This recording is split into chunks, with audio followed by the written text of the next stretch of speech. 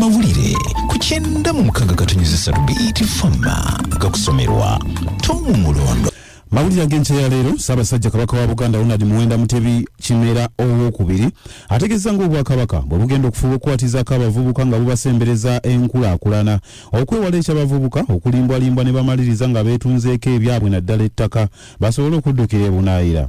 Omuteregga ng'ayogera eri Namungi w'omuntu ku mikolo gye egy'amatikkira g'emyaka 30 mu Lubiri Emmengo awadde n'ekyokulabirako ekya Kristo gw'agamba nti yatandika obuweereza ku myaka 30 n'ategeeza nti bwe kityo bwe kigenda okubeera ku myaka gino 30 gye yakamala ng'atudde ku Namulondo alamula Obuganda.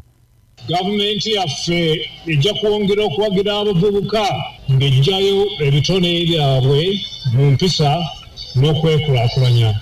Abo abasoma Bayibuli mujja kumanya nti mu kitabo kya Luka atugamba nti Yesu yennyini bwe yasooka okuyigiriza yali yakamala emyaka 3.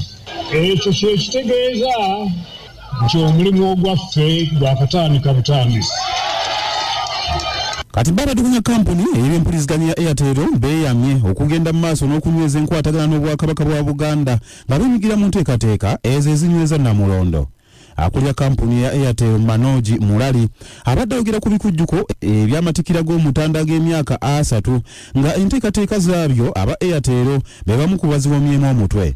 Manoji Mulali agambye nti omukwano saako omwoyo gwa Buganda ogutafa abantu b'abeene gwe balina gubongedde okubasiikuula okugenda mu maaso n'okwenyigira mu mirimu egyo egiggumiza obwa Sseruganda bwe babadde nabo okumala kati emyaka 10. Uganda leero yeegatta ku mawanga amalala mu nsi yonna okutandika sabbiiti ekwata ku bamaama okuyonsa. Sabbiiti eno etandika nga lumu okutuusa ng'ennaku z'omwezi 7 omwezi ogw'omunaana ng'egenderedde okumanyisa omugaso n'obukulu obw'abamaama okuyonsa abaana baabwe n'emigaso egikirimu eri abakyala bennyini awamu n'abaana.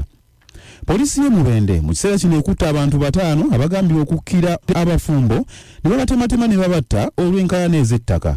Abagenzi bategerekese nga yemmire Namutebi Nava wa myaka 54 ne bbawe Abudala Kayizi era nga bonna batuuze b'ekirwanyi ekisangibwa mu ggombolola y'Ekiruma mu disitulikiti y'e Mubende.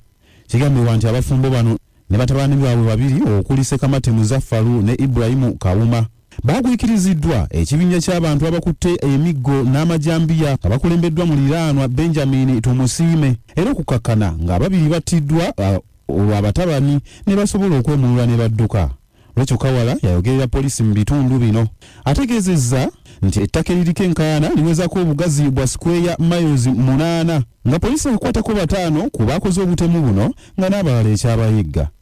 Bwe gabadde ag'enkya ya leero nze Tom Mulondo. Ago ge gabadde amawulire ku 96.3 BTFM.